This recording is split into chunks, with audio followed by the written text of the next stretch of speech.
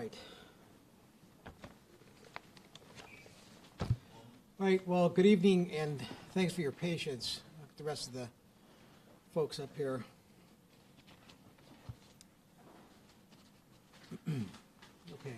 First, Mark Ghilarducci, Director of the Governor's Office of Emergency Services for Governor Brown. Okay, so first of all, thanks for your patience, and obviously, I want to, acknowledge that the situation has been stressful. It's complex and rapidly changing, and so we are doing everything we can in the effort to support Butte County and the local authorities to be able to address most of the displaced folks that have been forced to evacuate as a result of the potential conditions in the emergency spillway. The governor has been closely following all of this and has been in contact with the officials that are managing the incident throughout the weekend, and again has had conversations with us here tonight. Within the last hour, he has issued an emergency proclamation for the situation. The proclamation will give us the ability to take all actions necessary to protect public health and to help the local officials in their effort in doing the same. We also activated the State Operations Center, which you see behind me this afternoon, when the Department of Water Resources realized the problem was developing at the auxiliary spillway. Our 24-hour California Warning Center has also been sending notifications to counties downstream that could be affected by any potential rising water and or evacuations. Our law enforcement branch has also deployed a number of mutual aid law enforcement assets to assist Butte County Sheriff and others with the evacuations of individuals. And our fire and rescue branch has deployed a number of swiftwater rescue teams from throughout the Northern California area to assist with any evacuations that are necessary or any high water type of situations. We've been also working very closely with our partner agencies and state government. All state agencies that have a role have been activated and are here at the State Operations Center. This is a combined effort in support of Butte County and surrounding counties. And the Red Cross has also been engaged to support with shelters and displaced residents.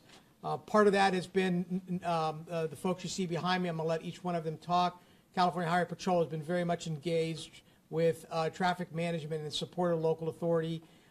The California Department of Forestry and Fire Protection, CAL FIRE, have been very engaged with their incident management teams, and the California National Guard has been engaged with deploying resources at the ready, both air assets and ground forces as necessary to support the situation.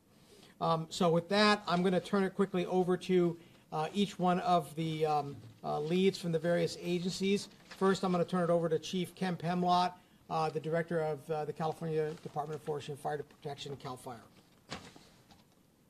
Good evening. As Director Ghilarducci mentioned, CAL FIRE deployed an incident management team to work directly with the Department of Water Resources as early as Thursday evening. We've had an incident management team jointly co-located, engaged, and embedded with the Water Resources, engaging in all of the operations, working towards mitigating the incident.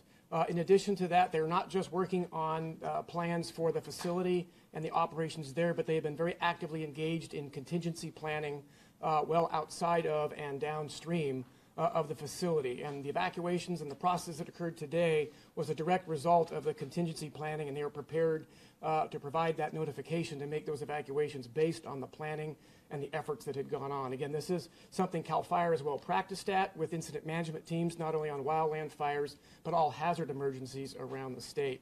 So in addition to the management team, CAL FIRE, as part of the mutual aid system, also has numerous fire engines, hand crews, and helicopters deployed and available to respond should they be needed. With that, I will turn it over to General Baldwin with the National Guard. Thank you, Chief Pemlott. California National Guard has all of our resources standing by and available for the call to assist civil authorities both in the impacted area in helping the displaced people, as well as helping DWR focus on helping to shore up the spillway. We've deployed aviation assets. We have military police that are going to be deploying to Yuba County. We've also have high water truck transportation available, and we're prepared to assist with mass care and shelter of displaced people. Again, all of our resources are available. We have over 1,200 people on duty in Northern California that are ready to go at a moment's notice, and we can bring in additional resources as necessary. In addition, we've been in direct contact with leadership at the United States Northern Command, so if we need additional resources from other military organizations throughout the nation, they'll be able to deploy right away.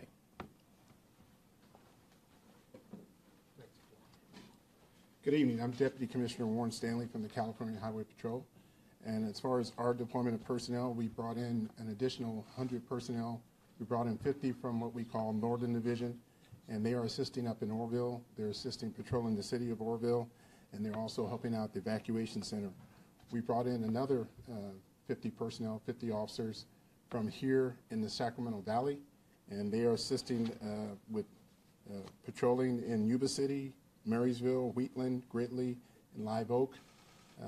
They're also helping with evacuation, general law enforcement type services, and any other services that may be needed.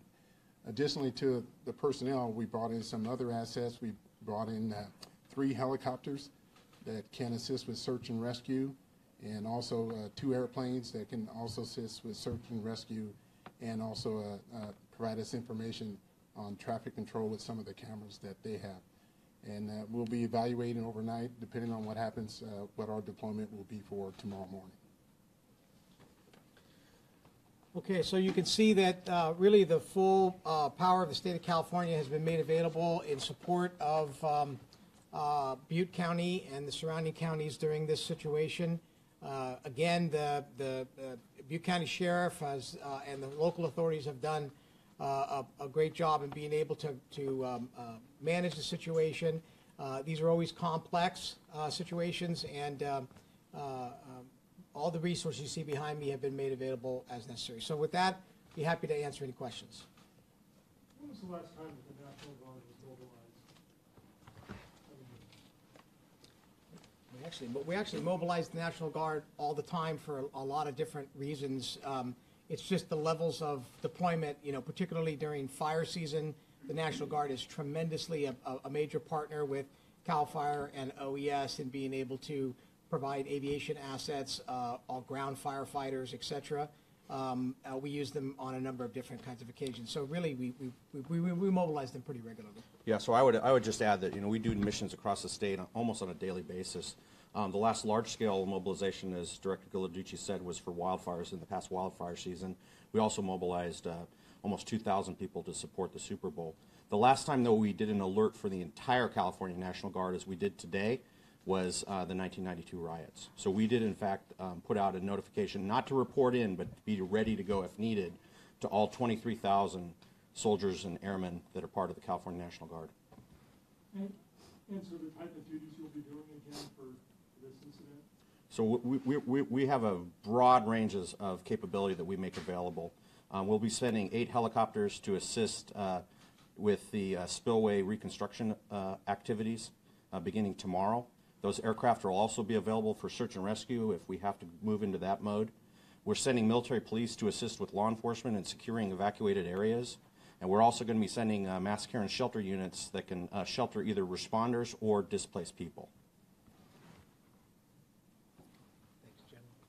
What is the timetable for, or the threshold, the trigger that you're looking for to ratchet back down out of this emergency operations mode? So the question had to do with our time frames of starting to ratchet down after the next few hours or few days. Really, that's going to be dependent upon the needs of local government. Our role in this particular case is in support of the local authorities and the evacuations that have taken place, and also to support Department of Water Resources as they begin their process of doing whatever reconstruction or mitigation is necessary to make the situation safe and secure, so there's no longer a public safety threat.